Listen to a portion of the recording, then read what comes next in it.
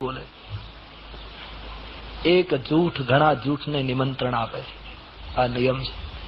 એક વસ્તુ તમે ખોટી કરીએ ને પછી એ ખોટી વસ્તુને છુપાવવા માટે બીજું ઘણું ખોટું ભેગું કરવું પડે.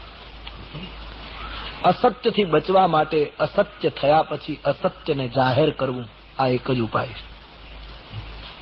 અસત્યને છુપાવવા માટે આ જગતમાં માનવ સમાજે ઘણા અસત્ય ઉભા કર્યા છે. એક જ ઉપાય છે,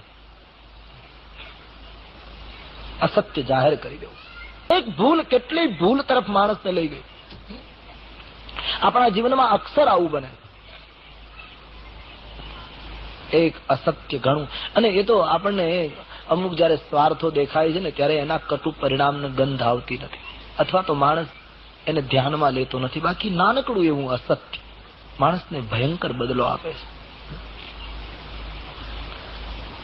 કરેલું અસત્ય એનું ફળ બહુ ભયંકર મળે.